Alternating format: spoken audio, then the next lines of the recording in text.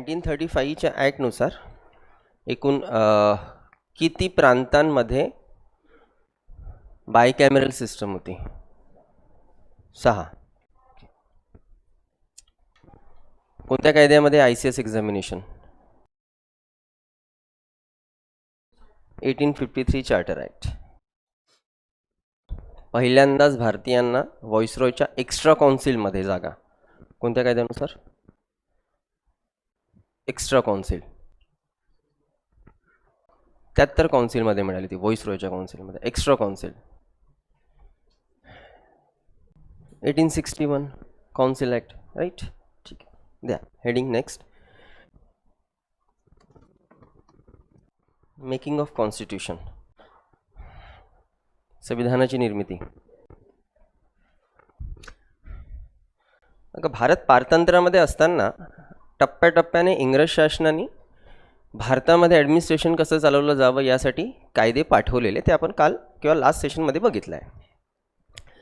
पण भारतासाठी असं एक परमनंट कॉन्स्टिट्यूशन असावं ज्या कॉन्स्टिट्यूशनच्या आधारावर भारताच्या ॲडमिनिस्ट्रेशनची रचना असावी अशी मागणी साधारणतः 1934 पासून सुरू झाली होती. म्हणजे बघा ना, आतापर्यंत आपण जेवढे कायदे बघितले त्यातला असा कुठलाच कायदा असा फिक्स नव्हता ना. 1935च्या आधी 1919चा कायदा आहे, त्याच्या आधी मग 1909चा कायदा आहे, आणि टप्प्याटप्प्याने भारतीयांना या कायद्यानुसार थोडेफार अधिकार देण्याचा प्रयत्न झाला प्रशासनामध्ये, ॲडमिनिस्ट्रेशनमध्ये. पण एक फिक्स कॉन्स्टिट्यूशन असावं, त्या फिक्स कॉन्स्टिट्यूशनमध्ये भारताची रचना असावी की भारत हा कसा असेल, संघराज्य असेल किंवा राज्याचा संघ असेल, किंवा सिस्टम काय असणार, पार्लमेंटरी सिस्टम असणार किंवा प्रेसिडेन्शियल सिस्टम असणार, या व्यवस्थेला बसवणे खूप जास्त आवश्यक होतं. आणि म्हणून जर भारतासाठी एक संविधान सभा स्थापन करावी, भारतासाठी एक संविधान स्थापन करावं असं पहिल्यांदा मागणी झाली असेल तर 1934ला M.N. रॉय यांनी मागणी केली होती की भारतासाठी एक कॉन्स्टिट्यूशनल असेंब्लीची स्थापना करावी. यावर क्वेश्चन्स बनले आहेत, पहिल्यांदा कोणी मागणी केली होती अँड ऑल दॅट. राज्यघटनेची संकल्पना मांडणारे M.N. रॉय. M.N. रॉय, मानवेंद्रनाथ रॉय, बघायला गेलं तर हे कम्युनिस्ट लीडर होते आणि त्यांनी पहिल्यांदा मागणी केली. या व्यतिरिक्त 1935 मध्ये काँग्रेसनी पहिल्यांदा ऑफिशियली सेम मागणी केली होती की भारतामध्ये एक संविधान सभा गठीत करावी, ज्या संविधान सभेमार्फत संविधानाची निर्मिती करणे आवश्यक. तर काँग्रेसमार्फत पण ऑफिशियली पहिल्यांदा अशा प्रकारची सूचना किंवा अशा प्रकारची मागणी 1935ला होत असताना दिसते. त्यानंतर जेव्हा 1938चं अधिवेशन झालं होतं काँग्रेसचं, हरिपूर अधिवेशन, त्या हरिपूर अधिवेशनमध्ये सुद्धा पंडित जवाहरलाल नेहरू यांनी अशाच प्रकारे संविधान सभेबद्दलची मागणी केलेली होती. काँग्रेसने यावर कामसुद्धा सुरू केलं होतं की भारताची संविधान सभा कशी असावी. काही डिमांड्स केल्या गेल्या होत्या किंवा काही डिमांड्स ठेवल्या जात होत्या.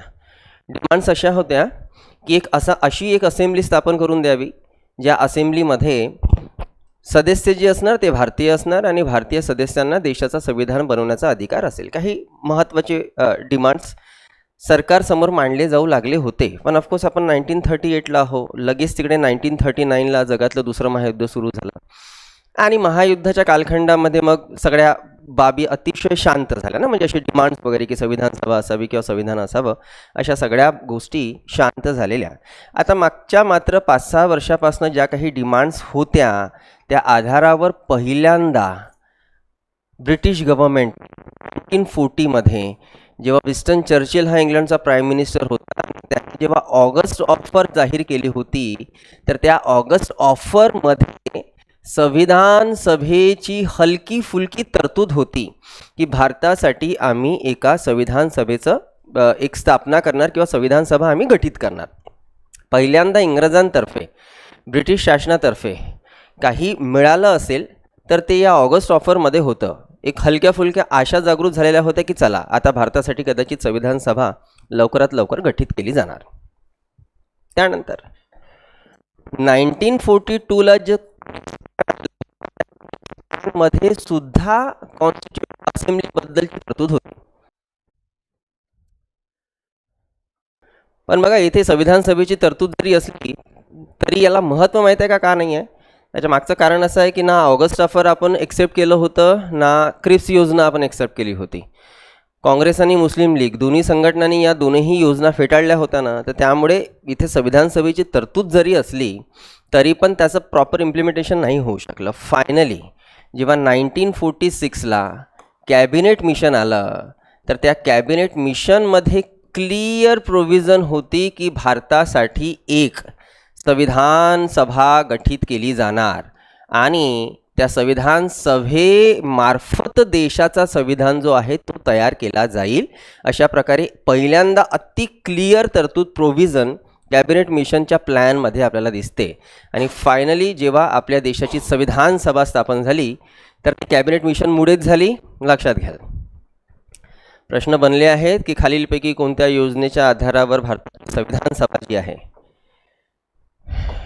ती गठीत झालेली होती?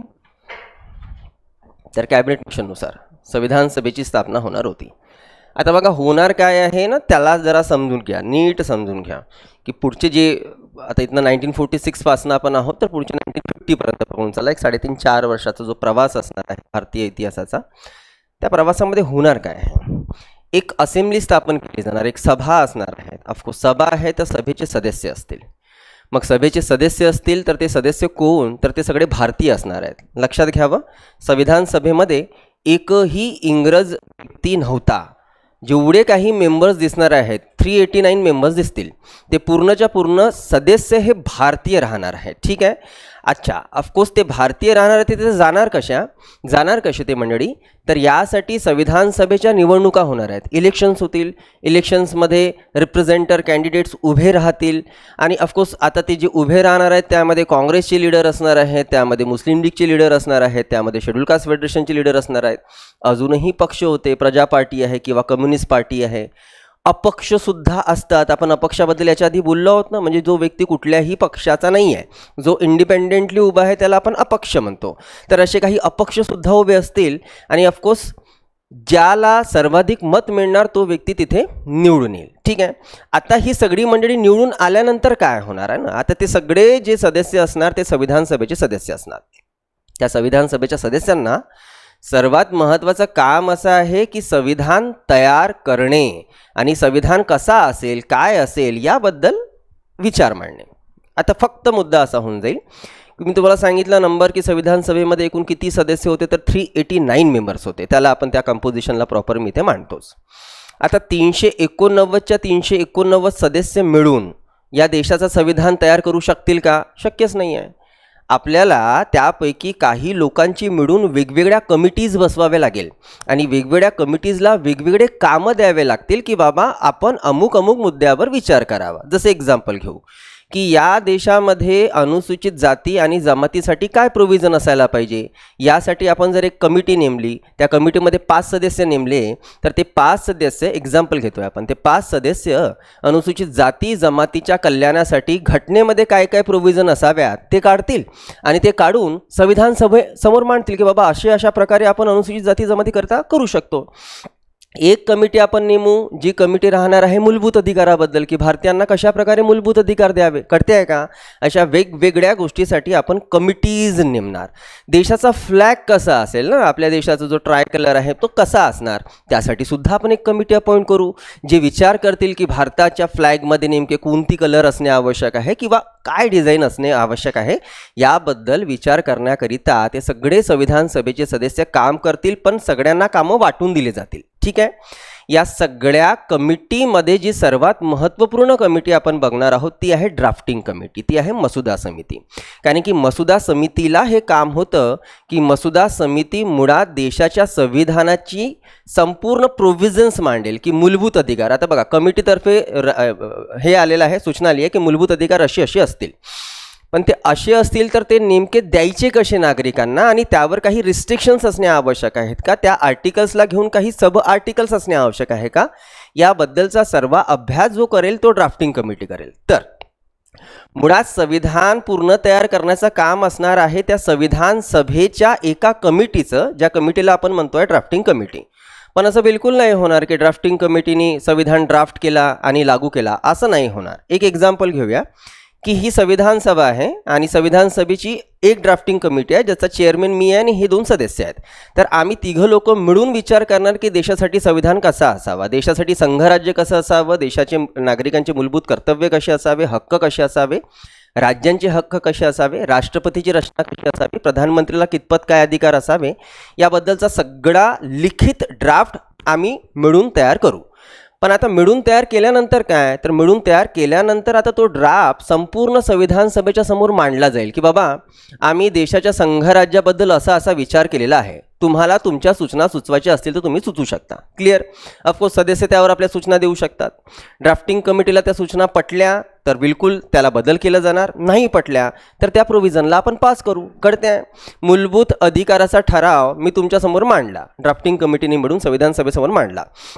सगळ्यांना पटून राहिले की नाही समानतेचे अधिकार असायला पाहिजे, स्वातंत्र्याचे अधिकार असायला पाहिजे, शोषणाविरोधाचे अधिकार असायला पाहिजे, तर त्या प्रस्तावाला आपण पास करू आणि पास करून मग तो झाला, ते काम झालं, त्याला बाजूला ठेवा, मग दुसरा प्रस्तावना. कळते. म्हणजे ड्राफ्टिंग कमिटी जे संविधान ड्राफ्ट करेल त्याला ड्राफ्ट केल्यानंतर संविधान सभेसमोर मांडलं जाईल, संविधान सभा त्यावर चर्चा करेल, वाटते तर त्यावर सूचना सुचवेल, आली गरज तर आपण त्या सूचना मान्य करून त्यामध्ये बदल करूया अथवा त्याला पास करून आपण तसंच पुढे घेऊन जाऊ. कळते नेमकं काय काम चालणार आहे पुढच्या 2-3 वर्षामध्ये संविधान सभेचं. वेगवेगळ्या समिती असेल, कोणत्या समितीने काय काम केलं ते आपण नीट बघूच. पण मला आधी तुम्हाला हे क्लिअर करून द्यायचं होतं की संविधान सभा नेमकं करणार काय आहे किंवा संविधान सभेचा मुख्य हेतू काय आहे. जे विविध सदस्य इथे निवडून आलेले ते सदस्य नेमके मिळून काय करणार आहे त्याबद्दल आपण थोडंफार चर्चा केली. आता इथनं पुढे जाऊ. इथे कॅबिनेट मिशननुसार आता एक संविधान सभेची स्थापना होणार होती. पण संविधान सभेची स्थापना होणे म्हणजे काय, तर सर्वात आधी आपल्याला संविधान सभेच्या सदस्यपदांसाठी निवडणुका घ्याव्या लागतील आणि निवडणुकामध्ये ऑफकोर्स जो सदस्य निवडून येणार तो सदस्य त्या संविधान सभेचा सदस्य म्हणून नेमला जाणार. आता लक्षात घ्यावं की किती सदस्य या संविधान सभेसाठी नेमली जाणार होती, तर याचं कंपोजिशन असं होतं की एकूण संविधान सभेमध्ये 389 मेंबर्स राहणार होते. पण हे 389 मेंबर्स हे जागा कुणाला कशा, जसं आज कॉमन एक्झाम्पल घेतो मी. आतापर्यंत तुम्हाला खूपदा सांगितलं आहे मी, आत्ता लोकसभेमध्ये एकूण किती सदस्य आहेत, खूपदा झाली चर्चा, 543. मग त्या 543 मध्ये अच्छा पुन्हा देशाची रचना कशी आहे, देशाचं कंपोजिशन कसं आहे, तर आपला देश एक तर राज्य आणि या व्यतिरिक्त केंद्रशासित प्रदेश या 2 घटकांनी मिळून तयार होतो आहे. आपण जर लोकसभेमध्ये 543 सदस्य बसून राहिलेलो तर आपल्याला राज्यातल्या लोकांना सुद्धा प्रतिनिधित्व द्यावं लागेल आणि केंद्रशासित प्रदेशाच्या लोकांना सुद्धा. कळते. जसं एक्झाम्पल घेऊ की आज आपण 543 पैकी सर्वाधिक सदस्य निवडले जातात उत्तर प्रदेशामधनं, किती, तर 80 सदस्य जातात. महाराष्ट्रातनं 48 सदस्य जातात, त्रिपुरामधनं 1 सदस्य जातो, गोवामधनं 2 सदस्य जातात. तर हे असं फ्लक्च्युएशन का दिसतं, तर डिपेंड्स करतं ना, आपण जे रिप्रेझेंटर पाठवणार आहोत त्याच्या मागे एक फॉर्म्युला आपण वापरणार आणि फॉर्म्युला असणार आहे लोकसंख्या. कळते आहे. तर इथे सुद्धा ही जी सदस्य संख्या तुम्हाला दिसते ना 389 ही कारण की ऑड सदस्य संख्या आहे ना रे. आपण का नाही त्याला राऊंड फिगर करून टाकलं, त्याला 400 करून टाकते किंवा 390 करून टाकते. कळते. पण आपण त्याला राऊंड फिगर न करता 389 मेंबर्स जर आपण काढून राहिलेलो आहे सदस्याच्या नावाने, तर हे नंबर सुद्धा त्या कालखंडामध्ये देशात जेवढी लोकसंख्या होती त्या लोकसंख्येच्या आधारावर निघाली. किती, लक्षात घ्या. इथे 389 सदस्य फिक्स करत असताना आपण फॉर्म्युला काय वापरला, तर आपण फॉर्म्युला वापरला होता की बाबा 10 लाख लोकांमागे एक प्रतिनिधी नेमला जाईल. त्या आधारावर जेवढी देशाची लोकसंख्या असेल त्यावरनं ही सदस्य संख्या ठरेल. तर ऑफकोर्स त्यावेळेस देशाची लोकसंख्या जवळपास 38 किंवा 40 कोटीच्या जवळपास असेल. म्हणून आता ही संख्या सुद्धा तुमची 389 सदस्य निघून राहिलेली आहे. काही कन्फ्युजन असेल तर पुन्हा सांगतो आहे. फॉर्म्युला काय आहे, आपण जेव्हा संविधान सभेच्या सदस्य संख्येला निश्चित करून राहिलो की 389 सदस्य बसतील, तर ते कोणत्या आधारावर ही संख्या निश्चित होत आहे, तर ती होत आहे लोकसंख्येच्या आधारावर. ज्या राज्याची जेवढी लोकसंख्या तेवढं त्याला प्रतिनिधित्व मिळेल. आणि कसं, तर 10 लाखामागे एक प्रतिनिधी आपण नेमू. तर एक्झाम्पल घेऊ, साधं एक्झाम्पल घेतो आहे. जर पकडून चला की यूपीमध्ये त्या कालखंडामध्ये 2 कोटी लोक राहत असतील. एक्झाम्पल, जर महाराष्ट्र नव्हताच, बॉम्बे प्रांत होता, पण तरी एक्झाम्पल, महाराष्ट्रामध्ये त्या कालखंडामध्ये 1 कोटी लोक राहत असतील. या व्यतिरिक्त एक अजून छोटंसं प्रांत घेऊ आपण, कोल्हापूर. संस्थानिक होतं किंवा कोल्हापूर घेण्यापेक्षा संस्थान घेण्यापेक्षा आपण एक एक्झाम्पल घेऊ, मद्रास. आणि मद्रास या प्रांतामध्ये जर लाख लोकसंख्या असेल तर जरा आपण एक अंदाज बांधण्याचा प्रयत्न करू की कोणाला किती प्रतिनिधित्व मिळणार. फॉर्म्युला आहे 10 लाख लोकांमागे 1 प्रतिनिधी नेमला जाणार. मग या आधारावर यूपीची लोकसंख्या जर 2 कोटी आहे तर यूपीला किती प्रतिनिधित्व मिळेल? 20 मिळेल. 10 लाखाच्या मागे 1 तर ऑफकोर्स 2 कोटी म्हणजे 10 10 10 10 असं 20 टाइम्स नाही झाले का? तर ऑफकोर्स इथनं जाणार आहेत 20 प्रतिनिधी. महाराष्ट्रातल्या 1 कोटीच्या मागे ऑफकोर्स 10 आणि इकडे मद्रासमध्ये 50 लाख तर इथनं 5. कुठल्या राज्याची लोकसंख्या जर 10 लाख असेल तर ऑफकोर्स त्याला फक्त 1 प्रतिनिधित्व दिलं जाणार. तर त्यावेळेस आपल्या देशातल्या विविध प्रांतांची जशी लोकसंख्या त्याच्या आधारावर 10 लाखाच्या मागे 1 प्रतिनिधी अशा प्रकारे टोटल जी संख्या निघत होती 3389. क्लिअर? हा नंबर समजला आता की हा नंबर नेमका कसा काढला गेला. आणि आताच इथेच लक्षात घेऊन घ्या, आज आपणही आपल्या लोकसभेच्या ज्या जागा निश्चित केल्या आहेत 543 ज्या जागा दिसून राहिलेल्या त्याला काय फॉर्म्युला लागू होतो? Same formula. 10 लाखाच्या मागे 1 प्रतिनिधी जातो, त्यानुसार 543 सदस्य लोकसभेमध्ये दिसतात. जसं एक्झाम्पल घेऊ की नागपूर कॉन्स्टिट्युएन्सीमधनं एकच प्रतिनिधित्व गेलं आहे नितीन गडकरी सर. तर त्याचं कारण असं आहे की नागपूर कॉन्स्टिट्युएन्सीची लोकसंख्या 10 लाखाची. कळलं का? त्यानुसार आजही लोकसभेमध्ये हेच सूत्र वापरलं जातं जे इथे सूत्र वापरलं गेलं होतं. ठीक. आता हे तर आपण संख्या काढली की 389 हे सदस्य संख्या कशी काढली गेली. पण आता आपण जरा हे समजून घेऊया की हे 389 जे सदस्य होते तर त्यामध्ये नेमकं कुणाला किती जागा होत्या. आता कुणाला किती जागा म्हणजे काय म्हटलं, आज देशामध्ये आपल्याला राज्य आणि केंद्रशासित प्रदेश हे 2 प्रकार दिसतात. त्या कालखंडामध्ये काय काय होतं तर त्या कालखंडामध्ये पहिली गोष्ट राज्य तर नव्हते. काय होते? प्रोव्हिन्सेस, प्रांत. पण प्रांतांच्या ऐवजी आपल्या देशामध्ये संस्थानिक पण तर होते रे, प्रिन्सली स्टेट्स होते ना. म्हणजे देशाची फाळणी व्हायच्या आधी 565 प्रिन्सली स्टेट्स होते. मग त्या 565 प्रिन्सली स्टेटला सुद्धा प्रतिनिधित्व द्यावं लागेल ना, मानता ना ही गोष्ट. ऑफकोर्स प्रांतांना सुद्धा प्रतिनिधित्व द्यावं लागेल आणि प्रिन्सली स्टेट्सला सुद्धा प्रतिनिधित्व द्यावं लागेल. आपल्या देशामध्ये त्या कालखंडामध्ये 11 प्रोव्हिन्सेस होती, 11 प्रांत होती. त्या 11 प्रांतांना मिळून आपण 11 प्रांतांना म्हणायचो ब्रिटिश इंडिया. या 389 जागांपैकी 11 प्रांत म्हणजे ब्रिटिश इंडियासाठी जागा ठेवल्या गेल्या होत्या 296. आणि रिमेनिंग ज्या जागा होत्या ज्याला आपण म्हणतोय प्रिन्सली स्टेटसाठीचा जागा, संस्थानिकांसाठी ज्या काही जागा निश्चित केल्या गेल्या होत्या त्या होत्या टोटल 93. तर अशा प्रकारे 93 प्लस 296 असे 389 सीट्स संविधान सभेमध्ये मेंबर्स निवडून जाणार होते. हे कळले इथपर्यंत. कंपोजिशन हे कसं काढलं गेलं, जसं आज युनियन टेरिटरीचा विचार केला, जम्मू काश्मीरला 1 मिनिटासाठी फक्त बाजूला सोडतो मी.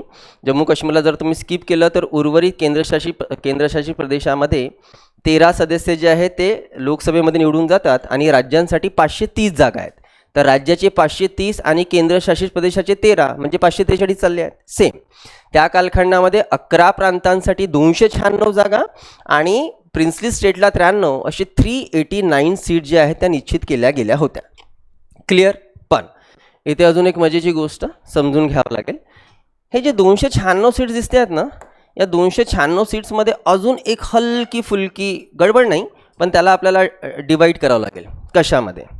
या 296 जागांपैकी 11 प्रांत आणि या व्यतिरिक्त 11 प्रांतांपैकी होते आपल्या देशामध्ये 4 चीफ कमिशनरचे प्रोव्हिन्सेस. आता हे चीफ कमिशनरचे प्रोव्हिन्सेस काय होते, एक एक्झाम्पल घेतो आहे. या 4 चीफ कमिशनरच्या प्रोव्हिन्सेसमध्ये एक प्रोव्हिन्स होता नागालँड, एक्झाम्पल त्रिपुरा हाही एक होता. आत्ता आपल्याला असे शब्द ऐकायला मिळतात का चीफ कमिशनरचे प्रांत वगैरे? बिलकुल नाही. पण केंद्रशासित प्रदेश तर ऐकता ना तुम्ही, याला नंतर खूप चांगलं शिकायचं आहे आपल्याला. आज आपण ज्याला केंद्रशासित प्रदेश म्हणतो सुरुवातीला त्याला चीफ कमिशनरचे प्रांत म्हटले जायचे. विषय इथेच संपून टाका, बाकी आपण त्याला आरामात शिकणार आहोत की काय होतं चीफ कमिशनरचा खरा अर्थ. ठीक आहे. आपल्या देशामध्ये 11 प्रांत होती आणि या व्यतिरिक्त 4 चीफ कमिशनरची प्रांत होती. तर त्याच्यासाठी जागा कशा होत्या, म्हणजे 4 चीफ कमिशनरच्या प्रांतांना सुद्धा आपण प्रतिनिधित्व दिलं होतं का? तर बिलकुल दिलं होतं. या 296 पैकी 292 जागा या 11 प्रांतांसाठी होत्या आणि 4 जागा, प्रत्येक एक चीफ कमिशनरला 1 जागा, अशा 4 जागा 4 चीफ कमिशनर प्रांताच्या, 11 प्रांतांसाठी 292 जागा, असे 296 ब्रिटिश इंडियातनं निवडून येणार होते आणि रिमेनिंग राहणार होते 93 हे प्रिन्सली स्टेटचे प्रतिनिधी. क्लिअर? ठीक आहे. आता फक्त एक तुमच्या डोक्यामध्ये कन्फ्युजन राहू शकते, ते असं, हे ऑनलाईन इथपर्यंत क्लिअर आहे का? आधी रिप्लाय करा.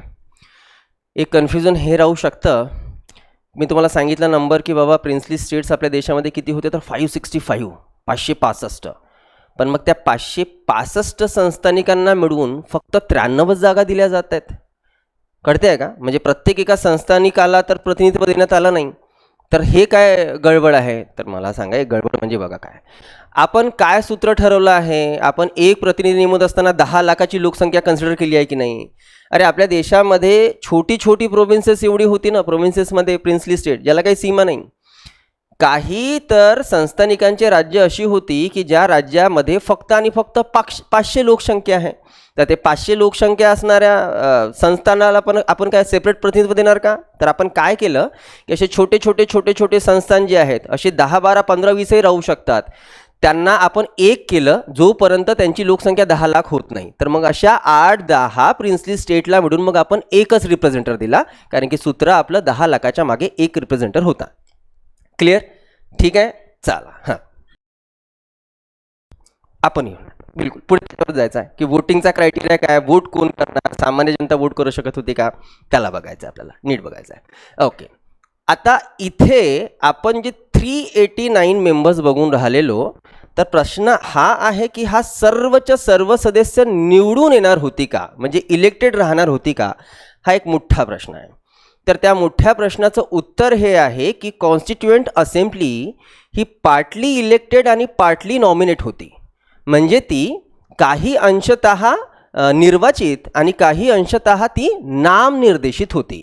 आता इलेक्टेड आणि नॉमिनेट या दोन्ही शब्दाचा अर्थ आपण आधी जाणून घेतला आहे ना.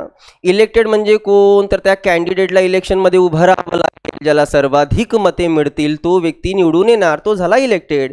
आणि नॉमिनेट म्हणजे काय, तर नॉमिनेट म्हणजे त्याला फक्त त्याचं नाव सुचवलं गेलं की त्याला अमुक अमुक पदावर आपण नेमावं आणि तो व्यक्ती ॲज अ नॉमिनेट तिथे चालला जाईल. तर हे जेवढे 296 मेंबर्स दिसून राहिलेले आहेत, ज्यांना 11 प्रांत आणि 4 चीफ कमिशनर प्रांतातनं जागा दिली गेली आहे, हे सर्वच्या सर्व 296 सदस्य इलेक्टेड होती. हे सगळी निवडून येणार होती 296.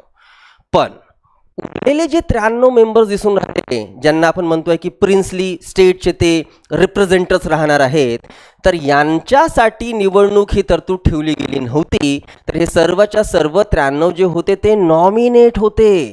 आणि नॉमिनेट होते तर त्यांना नॉमिनेट करण्याचा अधिकार कुणाचा होता? आत्ता इथे एक मोठा प्रश्न बनू शकतो बॉस, कारण की हा जर प्रश्न बनला तर त्यावर ऑप्शनमध्ये दिला जाऊ शकतो की भारताचा व्हॉइस रॉय हा नॉमिनेट करायचा का, प्रश्न असा बनू शकतो. लक्षात घ्यावं, साधारणतः ब्रिटिश सरकारचं संविधान सभेमध्ये काहीच खास इंटरफेरन्स नव्हतं. फक्त सुरुवातीचे मीटिंग्स 1947 पर्यंत, जोपर्यंत आपल्या देशाला पूर्णपणे स्वातंत्र्य मिळत नाही आणि तिकडे जून 1947चा इंडिपेंडन्स फॉर इंडिया ॲक्ट होत नाही, तोपर्यंत फक्त यांच्या मीटिंग्स जे आहेत ते ब्रिटिश शासन जे डेट द्यायचं त्यावर ठरवायचं. या व्यतिरिक्त कुठल्याच प्रकारचं काही इंटरफेरन्स आपल्याला ब्रिटिश गव्हर्नमेंटचं दिसणार नाही आहे. त्याबद्दल कम्प्लिटली निश्चिंत राहा. आपली संविधान सभा प्युअर फॉर्ममध्ये इंडियन कॉन्स्टिट्युएंट असेंब्ली होती. मुद्दा बघा काय, आपण म्हणून राहिलो आहे की हे 93 सदस्य हे नॉमिनेट राहणार होते, तर यांना नॉमिनेट कोण करणार होतं? यांना नॉमिनेट करण्याचा अधिकार ब्रिटिश सरकारचा होता का? बिलकुल नाही. व्हॉइस रॉयचा होता का? बिलकुल नाही. तर मग कुणाचा? तर तो अधिकार होता प्रिन्सली स्टेटच्या किंगचा. जसं एक्झाम्पल घेऊ की जर बडोदा मोठं संस्थान होतं, जर बडोदा या संस्थानाला 2 रिप्रेझेंटर दिले गेले, तर त्या 2 लोकांना निवडण्याचा, निवड म्हणण्यापेक्षा आपण शब्द वापरून नेमण्याचा अधिकार कुणाचा? बडोदाचा जो कोणी महाराज राहणार आहे, गायकवाड, कळते, ते गायकवाड जे आहेत ते 2 सदस्यांना तिथे नॉमिनेट करतील. एक्झाम्पल घेऊ की कोल्हापूर संस्थानाला एक जागा होती. एक्झाम्पल कशाला होतीच, कोल्हापूर संस्थान होतं राजश्री शाहू महाराज यांचं, ठीक आहे, भविष्य आपण बघितलं आहे हिस्ट्रीमध्ये. तर त्याला एक जागा होती, तर मग तो एक व्यक्ती तिथनं कोल्हापूरमधनं कोण जाईल? अरे बाबा, ते छत्रपती ठरवतील, जे कोल्हापूरचे छत्रपती आहेत त्यांना अधिकार आहे की ते त्यांच्या संस्थानिकांचा एका चांगला तज्ज्ञ व्यक्ती, ॲडव्होकेट व्यक्ती, ज्यांनी चांगले कायद्याचा अभ्यास केला आहे, त्याला ते नॉमिनेट करणार आहे संविधान सभेमध्ये. क्लिअर? ठीक आहे. तर यानुसार म्हणून आपण काय म्हटलं की संविधान सभा हे पार्टली इलेक्टेड आणि पार्टली नॉमिनेट आपल्याला बॉडी दिसते. क्लिअर? हे कंपोजिशन लिहिलं का? कंपोजिशन लिहा आणि त्याला लिहून ठेवा की constitution assembly was partly elected and partly nominate. आणि हे जे नंबर्स आहेत ना, याला तर एकदम तोंडपाठ करून ठेवा. तुम्ही प्रिव्हियस इयर क्वेश्चन्स बघून घ्या. दरवर्षी साधारणतः या मुद्द्यांवर प्रश्न बनतो, कुणाला किती काय जागा होत्या. आणि पुन्हा एक महत्त्वाची गोष्ट, ह्या ज्या जागा आपण इथे नोट केल्या आहेत त्या बिफोर पार्टिशन आहेत. जून जुलै 1946 होतो आपण, म्हणजे देशाची फाळणी झाली आहे का? अजून नाही झाली. अरे पाकिस्तान वेगळा नाही झाला ना अजून. आता पाकिस्तान आणि भारताला मिळून एवढ्या 389 जागा दिल्या गेल्या. पण जेव्हा पार्टिशन होणार, पाकिस्तान वेगळं होणार, तर पाकिस्तान वेगळं होईल तर लोकसंख्या कमी नाही होणार का? आणि लोकसंख्या कमी होईल तर मग संविधान सभेची सदस्य संख्यासुद्धा कमी करावी लागेल ना आपल्याला. ते नंतर बघू. हे आधी पार्टिशनच्या आधी काय सीन होता ते बघून आलोय आपण. संविधान सभा अंशतः निर्वाचित, अंशतः नामनिर्देशित. ठीक आहे. एक एक टप्पा पुढे पूर्ण करत जाऊ आपण. इथे फक्त आपण हे बघितलं की ही संविधान सभा इलेक्टेड आणि नॉमिनेट अशा प्रकारे स्वरूपाची दिसते आहे. पण प्रश्न असा निर्माण होतो की हे जे इलेक्टेड आहेत, नॉमिनेट तर सरळ असं आहे ना, म्हणजे जे राजे आहेत, राजे रजवाडे आहेत, ते आपले सदस्य किंवा प्रतिनिधी इथे नॉमिनेट करतील. पण प्रश्न असा आहे की आपण तर इला 296 इलेक्टेड आहेत. पण इलेक्टेड आहेत तर इलेक्टेडचे पण तर दोन प्रकार पडतात. ते एक तर डायरेक्ट इलेक्टेड राहू शकतात, नाहीतर मग ते इनडायरेक्ट राहू शकतात.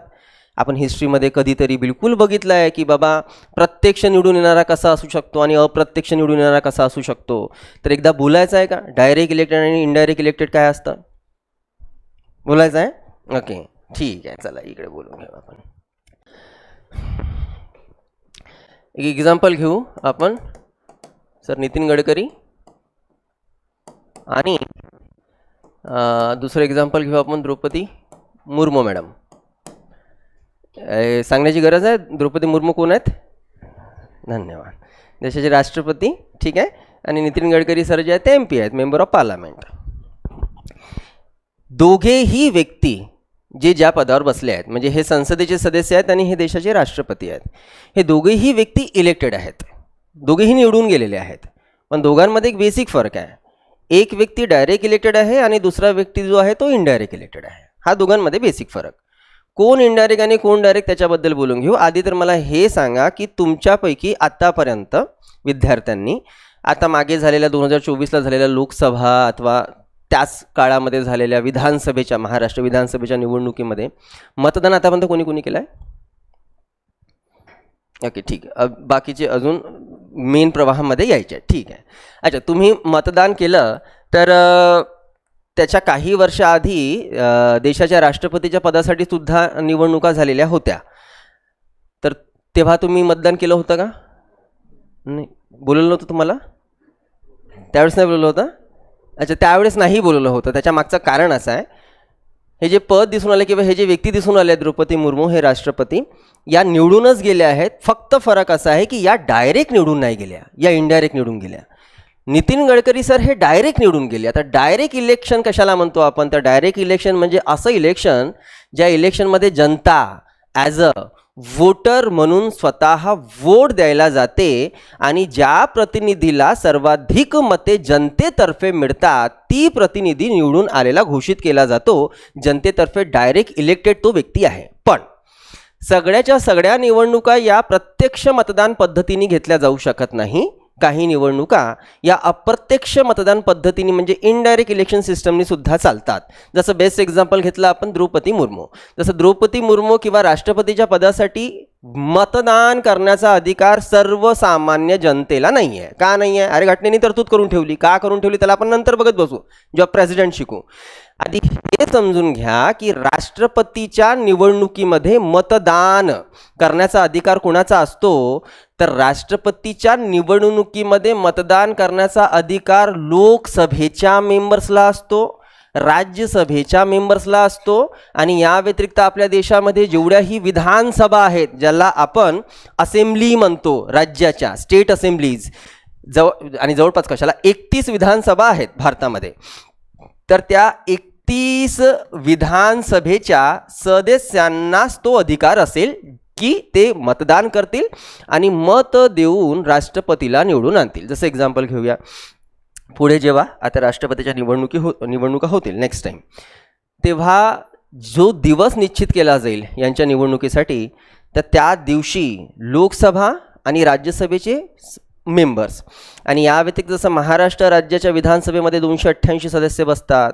यूपीच्या विधानसभेमध्ये 403 सदस्य बसतात, तिकडे तुमच्या गोवाच्या विधानसभेमध्ये 30 सदस्य बसतात. प्रत्येक विधानसभेमध्ये काही ना काही सदस्य संख्या आहेत ना, तर ते सर्व सदस्य मिळून मतदान करतील, पण जनतेला मतदान करण्याचा अधिकार नाही आहे. का? कारण की ते अप्रत्यक्ष पद्धत आहे. पण त्याला आपण अप्रत्यक्ष पद्धत का म्हणतोय? जसं एक्झाम्पल घेऊ, लोकसभेच्या सदस्यांना राष्ट्रपतीच्या निवडणुकीमध्ये मतदान करण्याचा अधिकार आहे. तर लोकसभेच्या सदस्यामध्ये नितीन गडकरी सर आहेत ना, आणि नितीन गडकरी सर हे जनतेतर्फे निवडून नाही का गेले, तर जनतेने गडकरी साहेबांना निवडलं, गडकरी झाले लोकसभेचे सदस्य आणि त्यांनी राष्ट्रपतीच्या निवडणुकीमध्ये मतदान केलं. कळते आहे का? जेव्हा जनता थेट मतदान न करता जनतेने निवडून दिलेल्या रिप्रेझेंटर मार्फत मत दिलं जातं आणि समोरच्या व्यक्तीला निवडून आणलं जातं, त्याला आपण अप्रत्यक्ष मतदान पद्धत म्हणतो. ठीक आहे. जसं महाराष्ट्र 288 सदस्य बसून राहिले, तर त्यामध्ये एक जे राज्याचे मुख्यमंत्री आहेत फडणवीस सर, फडणवीस साहेबांना सुद्धा नागपूरच्या जनतेने निवडून दिलं ना, आणि ते निवडून तिथे विधानसभेमध्ये बसले आहेत. आणि जेव्हा राष्ट्रपतीच्या निवडणुका होतील तेव्हा फडणवीस साहेब राष्ट्रपतीच्या निवडणुकीमध्ये मतदान करतील. जनता डायरेक्ट करते आहे का? नाही, पण जनतेने नेमून दिलेल्या रिप्रेझेंटर मार्फत तर मतदान केलं जात आहे ना, त्या निवडणूक पद्धतीला आपण अप्रत्यक्ष आणि जनतेतर्फे थेट निवडून दिलेल्या व्यक्तीला आपण प्रत्यक्ष मतदान पद्धत म्हणतो. क्लिअर? आता समजलं?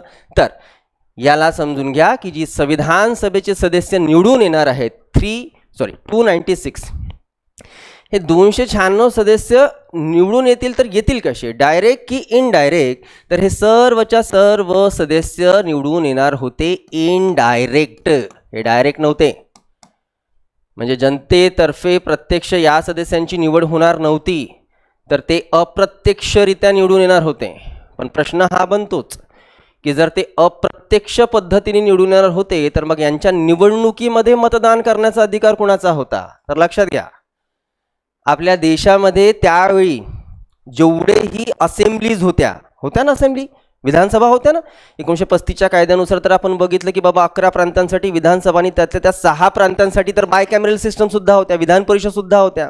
विधान परिषदेला फक्त डोक्यात नका ठेवू, आपल्या देशामध्ये त्या कालखंडामध्ये जेवढ्या विधानसभा होत्या आणि जेही विधानसभेचे सदस्य होते, त्या विधानसभेच्या सदस्यांनाच कॉन्स्टिट्यूएंट असेंब्लीच्या निवडणुकीमध्ये मतदान करण्याचा अधिकार होता. आता राज्याच्या विधानसभेच्या सदस्यांना जनतेनेच निवडून दिला आहे की नाही, कधी ना कधी. आणि ऑफकोर्स जनतेने ज्या विधानसभेच्या सदस्यांना त्यावेळेस निवडून दिलेलं आहे, ते सदस्य इथे संविधान सभेच्या निवडणुकीमध्ये मतदान करतील आणि रिप्रेझेंटरला निवडून देतील. क्लिअर आहे? इनडायरेक्ट पद्धत आणि मतदान करण्याचा अधिकार हा विधानसभेच्या सदस्यांना होता. लिहा, सर्व सदस्य हे अप्रत्यक्षरित्या नाही, असं काहीच नाही आहे. कोणी पण उभं राहू शकते. देशातील विधानसभेच्या सदस्यांमार्फत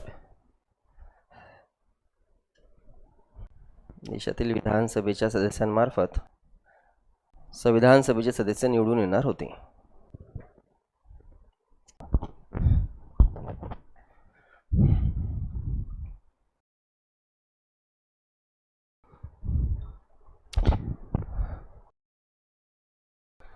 बघा, 2 महत्त्वाचे पॉईंट्स आपण कव्हर केलेले. एक म्हणजे त्याच्यावर ना खूप जास्त फोकस केलं जातं किंवा ज्याच्यात ज्याला घेऊन तुम्हाला गुंढाळलं जाऊ शकते MPSC मार्फत, ते दोन महत्त्वाचे मुद्दे मी म्हटलं क्लिअर केले. एक मुद्दा आपण क्लिअर केलेला की ही पार्टली इलेक्टेड आणि पार्टली नॉमिनेट होती. दुसरा मुद्दा आपण कवर केलेला की इलेक्टेड जे होते ते इनडायरेक्ट तर होते आणि इनडायरेक्ट पण ते कोणामार्फत निवडून होते, तर राज्याच्या विधानसभेच्या सदस्यांमार्फत. ठीक आहे. तिसरा पॉईंट जो तेवढाच जास्त महत्त्वाचा आहे की इथे जी इलेक्शन सिस्टम आहे ती इलेक्शन सिस्टम काय नेमली गेली होती. जसं आपण जर जगाचा विचार केला तर जगामध्ये जवळपास 4 इलेक्शन सिस्टम दिसतात. तेवढं तुम्हाला आतमध्ये घेऊनच जाणार नाही मी. आपल्या देशाचा विचार केला तर आपल्या देशामध्ये 2 इलेक्शन सिस्टम दिसतात. एक सिस्टम ज्याला आपण म्हणतो first past the post system, दुसरी सिस्टम ज्याला आपण म्हणतो सिंगल ट्रान्सफर वोट सिस्टम, त्याला एकल संक्रमणीय पद्धत असं काहीतरी मराठीमध्ये म्हटलं जातं. या दोनही पद्धतीनंतर मी शिकवणार आहे, इथे नाही जात. कारण हे पॉलिटीमध्ये ही खूप मोठी गडबड आहे. पॉलिटीमध्ये असं आहे ना की आपण चाललो आहे कुठली तरी रोप धरून, त्याला एवढे धागेदोरे आहेत ना की प्रत्येक धागेदोरांना तिथेच जर तुम्ही ओढताड करायला गेले तर ते पॉलिटी राहील बाजूला आणि सगळी खिचडी होऊन जाईल. तर सगळ्या गोष्टी एका दिवशी तर मी सांगू नाही शकणार. सगळ्या गोष्टी टप्प्याटप्प्याने नंतर बघायच्या. डोंट वरी, इथे फक्त वर सांगतोय आणि जे महत्त्वाचं आहे त्याला आरामातच आपण कव्हर करणार. आज आपल्या देशामध्ये 2 पद्धती दिसतात, first past the post system आणि दुसरं सिंगल ट्रान्सफर वोट सिस्टम. या ज्या निवडणुका होत्या या कोणत्या पद्धतीने घेतल्या गेल्या होत्या तर आता फक्त लिहून घ्या, नंतर आपण आरामात त्याला बघणार. या निवडणुका सिंगल ट्रान्सफर वोट सिस्टमनुसार घेतल्या गेल्या होत्या. एकल संक्रमणीय पद्धत, सिंगल ट्रान्सफर वोट सिस्टम, एकल संक्रमणीय पद्धत. आता फक्त वर ऐकून घ्या, नंतर आपण बघणारच. साधारणतः जे प्रत्यक्ष निवडणुका असतात ना, डायरेक्ट इलेक्शन, ते direct election first past the post सिस्टमनी होतात. आणि ज्या इनडायरेक्ट इलेक्शन्स असतात त्या indirect election single transfer vote सिस्टमनीच होतात. दोन्ही सिस्टम काय असतात हे आपण नंतर बघू, फक्त लक्षात घ्या. हे इनडायरेक्ट इलेक्शन होतं ना, सिंगल ट्रान्सफर वोट सिस्टमनुसार राज्याच्या विधानसभेच्या सदस्यांमार्फत मतदान करून ही सदस्य निवडून येणार होती. क्लिअर? ठीक आहे. इथे एक महत्त्वाचा टप्पा पूर्ण झाला की कंपोजिशन काय आणि कशा प्रकारे ही सगळी सदस्य हे निवडून येणार होती. चला पुढे. फायनली संविधान सभेचे इलेक्शन्स होणार आणि इलेक्शन्स जुलै-ऑगस्ट 1946 या काळामध्ये घेतल्या गेलेल्या. किती जागांसाठी निवडणुका होणार आहेत? 296, 389 नाही. ठीक आहे, कारण की त्यातले 93 हे प्रिन्सली स्टेटला नॉमिनेट आहेत. 296 जागांसाठी निवडणुका होतील. आता 296 जागासाठी ज्या निवडणुका झालेल्या त्या इथे मांडून घेतो. 296 सीट्स आहेत. 296 जागांसाठी झालेल्या निवडणुकीमध्ये आपल्याला हे बघावं लागेल की कोणत्या पक्षाने किती जागा जिंकल्या. हा पुन्हा तो पॉईंट आहे ज्यावर हमखास प्रश्न बनतो. आज तुम्ही क्लास झाल्यानंतर घरी गेल्यानंतर सगळ्यात आधी प्रिव्हियस इयर क्वेश्चन्स बघा. जोपर्यंत तिकडे नजर घालणार नाही तोपर्यंत नाही समजणार की कोणता पॉईंट किती. हे जवळपास आपल्याला 2 सेशन लागणार आहेत मेकिंग ऑफ कॉन्स्टिट्यूशनला, 1.5 सेशन तरी लागेल. एक पॉईंटवर प्रश्न बनला आहे म्हणजे एकही मुद्दा युजलेस नाही आहे. प्रत्येक मुद्द्यावर फिरून फारून कुठे ना कुठे प्रश्न पाडतात. असे राज्यसेवा प्रिलिम्स मेन्समध्ये पाडतील किंवा कंबाईनमध्ये पाडतील किंवा ग्रुप सी मध्ये पाडतील, हमखास पाडतील.